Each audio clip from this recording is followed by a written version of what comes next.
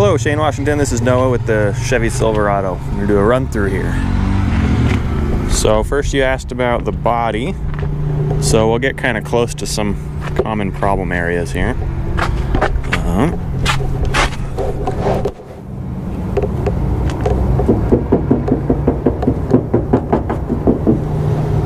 So you can see there's nothing flaking off here. There's a little mud. Really, really clean. Very clean. Same in front of the fender. Let's check the back wheels and along here. We really don't have any rust going.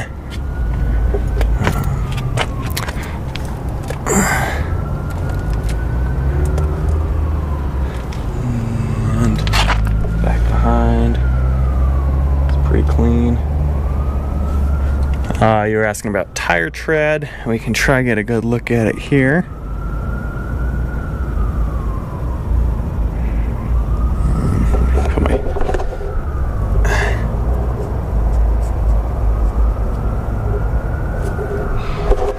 Alright, so that's looking pretty good. The problem area I was talking about is the hood. It's got speckled rust on top, and then the real bad spots are the front part of the hood here. So if you wanted it to be clean, you'd really have to replace the hood. This bumper got peeled out when it was sitting in the lot at some point. You can kind of see what that looks like. I don't have any big tools down here in Denver, so I don't know what exactly it would take here. But I haven't even tried with a crowbar or anything. But you got one brace headed there. Okay. Alright. Take a quick look.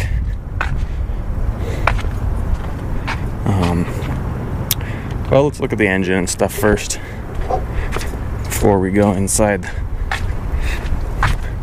Just give you one more front shot here.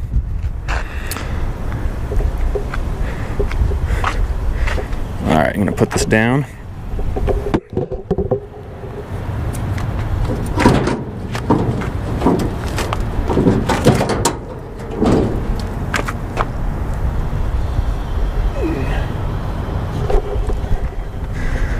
Okay. Now this is the camper battery. These are two 6-volt out of an old telecommunications power supply. The previous guy did the paint job on the engine there. It's starting to come off in places. I'm not sure what all he did with that, but this is our truck battery separate over here.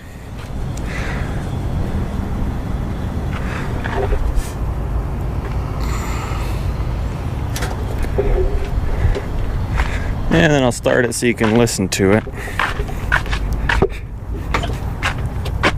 Oh, this is the interior here. So this is really clean. The seats are pretty trashy under these covers. So the covers are nice and the seats are nice. You know, this thing is usually just bench seats, but there was custom buckets put in this one with some bracketing. First owner there and myself always kept the dash covered.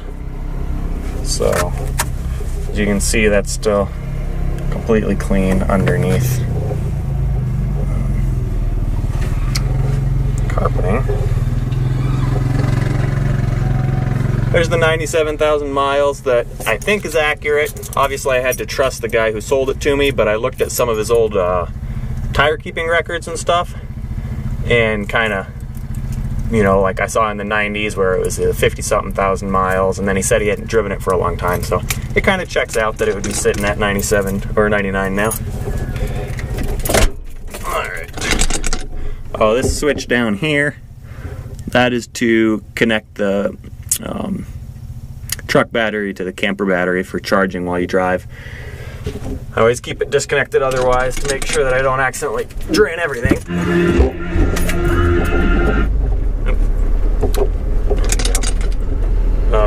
So one thing I did notice, hope you can hear me all right on this. One thing I did notice is the tachometer seems off.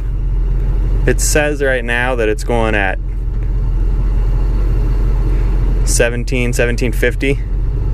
But I'm pretty sure this is idling a lot lower, because when I drive too, when I get it into third gear and I'm doing highway speeds, it goes past the red line, but it doesn't sound like it, you know what I mean? You can hear me rev up a bit. So that said, it went up to 4,500, but to me it sounded more like it went up to 2,000. So that's probably not reading accurate. So we got low, first, second, third, and reverse. And so second gear on here is the one that it will kind of pop out into neutral sometimes if you're cruising around in that gear. Let's go look outside while this is on.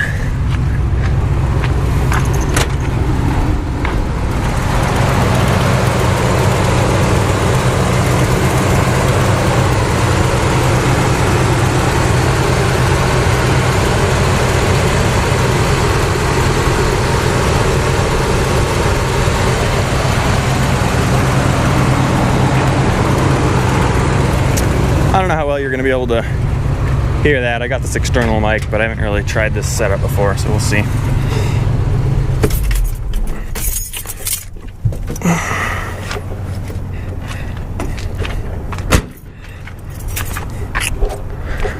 Okay, quick look inside the camper.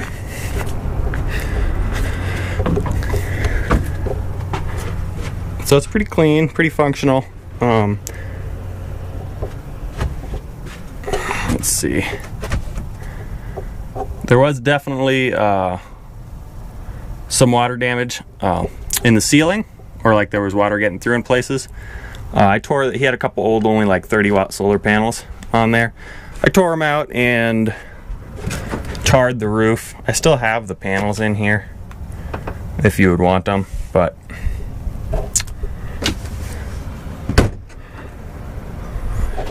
I don't think they're really worth putting up because they're such low watts, such old panels, and I don't want to put new holes in the roof now that I finally got it sealed up nicely.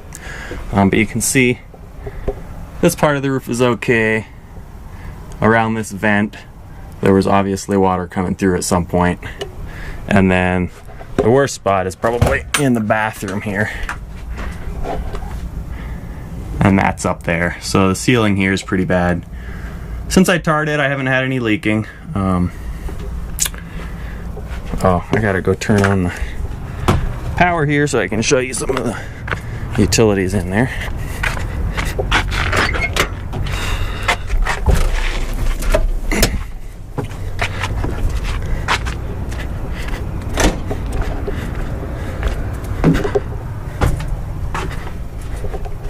Alright, so things like lights, obviously.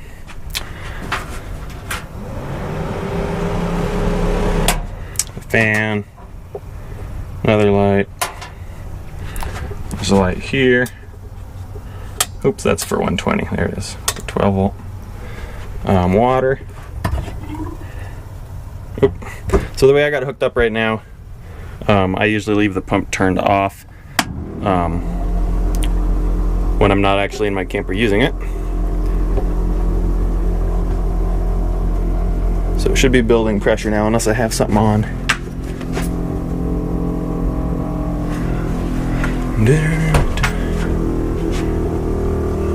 So there, it built up pressure in the system. And voila, that's hot water. This is cold. Obviously hot's not going to be hot unless you run the furnace, which does work fine. It's located right here. The knob's a little melted, but I've had this thing running and that got hot water for the bathroom as well. So this I got a new shower fixture for here. And then I just pull up. I don't want to soak all the camera right now. There's another switch for the pump here, so this can turn it on and off as well. The toilet, unfortunately, I had to put in a little valve right here because if you leave it open, it has a really slow trickle. So I'll sit down, you know, I'll turn it on, do the whole flushing thing, but then before I leave, I'll shut it off again. Otherwise the pump is going to run every couple minutes, and that's annoying.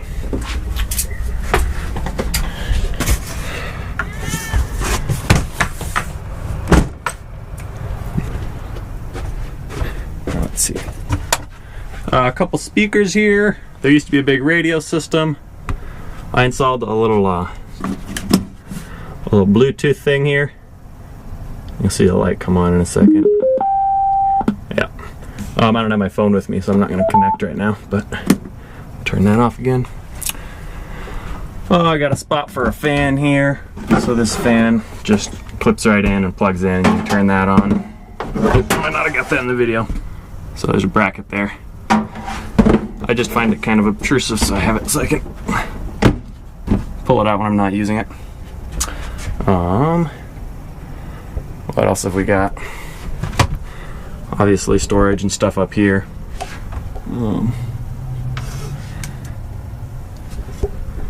And this does fold down to make kind of like a kid bed. And then the table pulls up, you pull the stem out here, and then it can drop down and makes it another double bed down here. So you can sleep quite a few people in here for sure. Let's see. Damn it, I didn't bring a lighter, but you might be able to hear this, that it's flowing just fine. Anyways, those three work. I haven't messed with the oven. I'm not a baker. You'd probably have to fool with the pilot light and stuff. I haven't used that. This, I think, is if you had a different model, because there isn't any heating set up in here. So this must have been for a different option camper. That's all I can figure, because there's no infrastructure coming from that.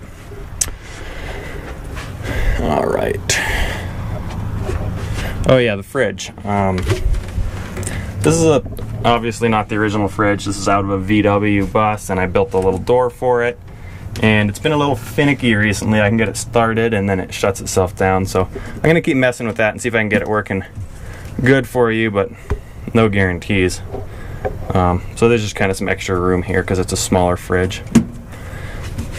But when it was working nice, and I think I'll be able to get it going again here.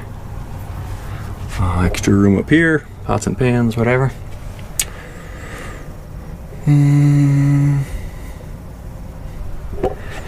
Yeah, I got all the blinds and stuff work just fine. Down below, I don't have blinds over here, I just have a curtain that draws.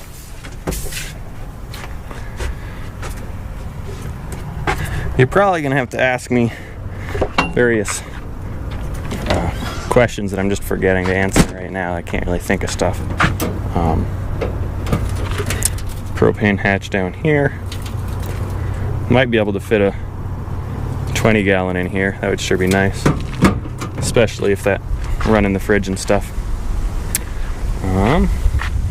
Oh yeah, so the septic is here, and that's been working well on this side. The part that's not working quite as good is the gray water outlet. And that is because the end of this rusted and broke off, so it's always partly open, so it'll slosh out of there. So that's just from your sink water. Yeah, you'd pretty much have to replace this guy. Yep. Either that or just put up with the gray water sloshing out for now. Let's see, did you ask about anything else? What else is important here?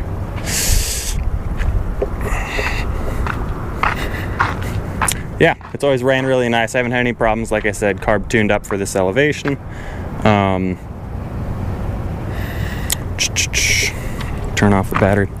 Alright, that's all for now. If I think of something else, I'll add it here. And you can call me with questions.